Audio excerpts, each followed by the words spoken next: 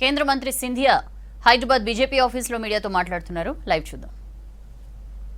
Human interface के बिना, मतलब जो मल्टीपल परमिशंस लेने पड़ते थे, उसके बिना एक डिजिटल स्काई प्लेटफॉर्म रखा जाएगा जहां हम लोग ही अपने डेटा को अपलोड करेंगे, फ्लाइट पाथ को अपलोड करेंगे और एक रिमोट एटीसी की तरह उस फ्लाइट पाथ की स्वीकृति हमें डिजिटली मिलेगी। तो कोई ह्यूमन इंटरफेस नहीं रहेगा। अपना डेटा अपलोड करो और अपना परमिशन लो और फिर ड्रोन की उड़ान को भरो।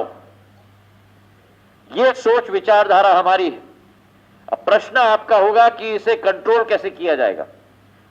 जो उड़ान के क्षेत्र में एयर ट्रैफिक कंट्रोल करती है, एक इंटरएक्टिव एयर स्पेस मैप रखा जाएगा जहां ग्रीन जोन्स, येलो जोन्स और रेड जोन्स तीनों रेखांकित की जाएंगी। ग्रीन जोन्स में परमिशन की जरूरत नहीं है 400 मीटर तक, येलो जोन्स में परमिशन की जरूरत है और केवल 200 मीटर तक हम उड़ान भर सकते हैं, और रेड जोन में परमिशन प्रतिबंधित है। हर एक राज्य के साथ मिलकर ये डिजिटल एयर स्पेस मैप हम अगले 1-2 महीनों में हम लोग तैयार करेंगे और डिजिटल एयर स्पेस मैप और डिजिटल स्काई प्लेटफॉर्म, इन दोनों के संगम के साथ एक नई हवाई यात्रा विश्व भर के लिए भारत से शुरुआत होगी प्रधानमंत्री जी के सपने के आधार पर। और उसी के तहत आज हमने विकाराबाद में मेडिसिन फ्रॉम द स्काई की योजना का शुभारंभ किया और इससे दूर दराज इलाकों को चाहे वैक्सीन हो, सीरम हो, दवाइयां हो, तुरंत प्राप्त की जाएगी ड्रोन के जरिए। तो ये आज के मेरे दौरे की विचारधारा।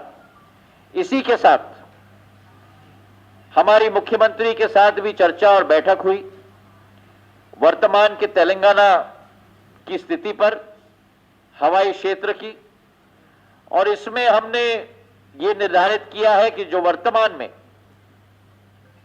55 शहरों के साथ हैदराबाद जुड़ा हुआ है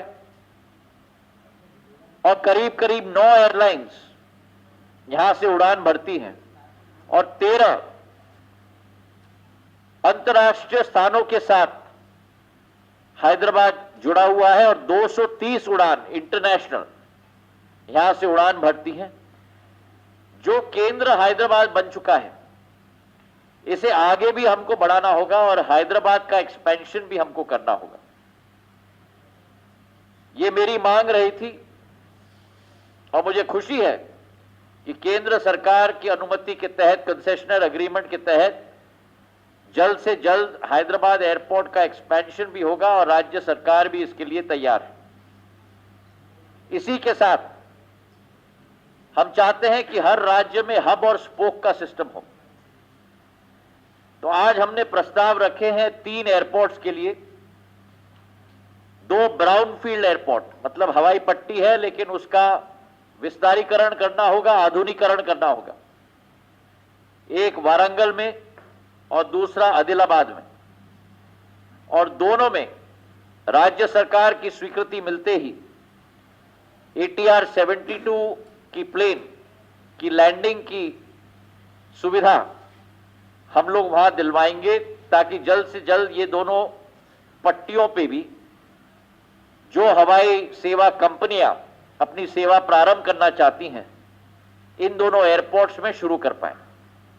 उसी के साथ एक नवी हवाई पट्टी जकारणपल्ली में, इसका प्रस्ताव भी हमने रखा है और इस पर भी राज्य सरकार ने कहा है कि वो इस पर कार्य कर कर हमें जरूर बताएंगे। ये रहा नागर विमानन क्षेत्र का। अगर हम राजनीतिक क्षेत्र की बात करें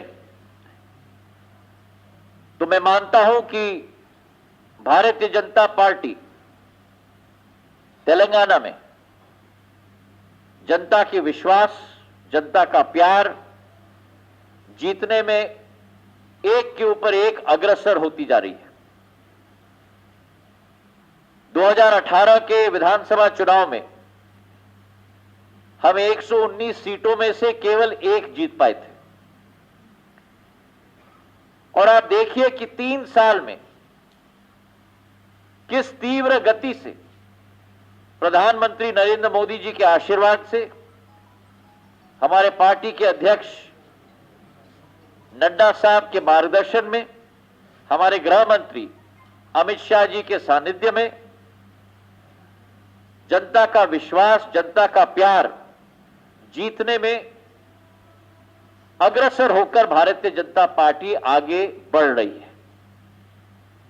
2019 के लोकसभा चुनाव में जहां विधानसभा में 3 महीने पहले 119 सीटों में से केवल एक हम जीत पाए, वहां 6 महीने बाद लोकसभा चुनाव में 17 संसदीय सीटों में से हम लोग 4 जीत पाए। इसका मतलब है कि जो 1% जीत का आंकड़ा विधानसभा के चुनाव में था 2018 में, वो बढ़कर 25% लोकसभा चुनाव में जनता का आशीर्वाद भारतीय जनता पार्टी जीत पाई है। और उसी तारतम्य में जो बाय इलेक्शन रखे गए थे और नगर निगम और कॉरपोरेशन के इलेक्शन हुए थे 2020 में, जो एक बाय इलेक्शन था वो जीतकर हम आगे आए हैं। रघुनाथ जी हमारे बीच में इसके गवाह बैठे हुए हैं, जहां जनता का आशीर्वाद और बर्दाश्त इनके साथ और पार्टी के साथ रहा है। और वहीं ग्रेटर हैदराबाद म्युनिसिपल कॉरपोरेशन के चुनाव में जहां 150 सीट म्युनिसिपल कॉरपोरेशन की होती है, उनमें से 48 सीट भारतीय जनता पार्टी जीतने में सफल हुई। और यह भी आप याद रखिएगा कि हम लोग केवल 100 सीट पर लड़े थे, हम 150 सीट पे नहीं लड़े थे। और उन 100 सीटों में से 48 सीट हम लोग जीत पाए, मतलब करीब करीब 50% सीट्स हम लोग जीत पाए।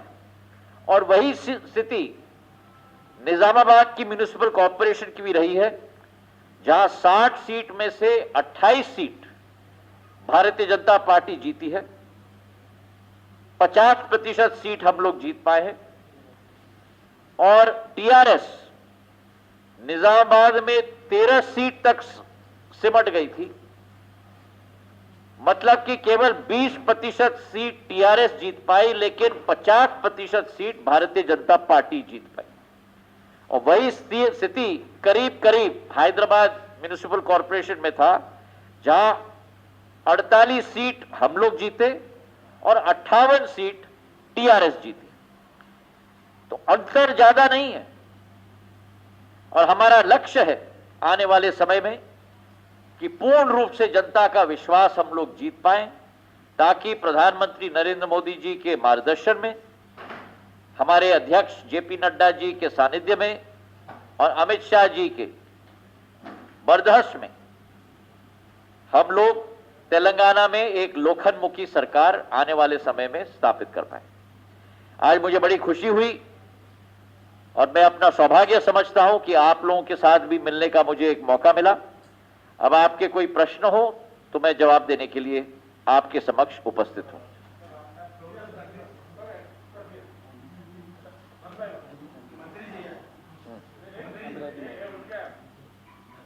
वो तो आपके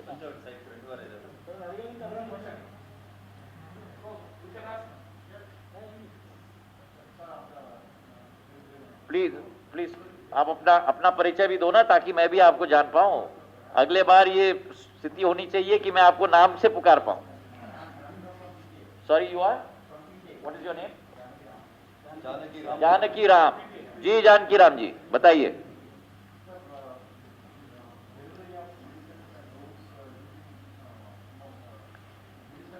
Delivery of medicines using drones. Yes, yes.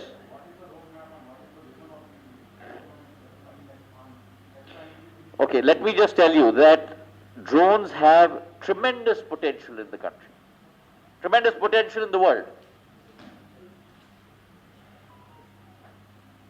every 50 years has brought about a revolution in the world through technology.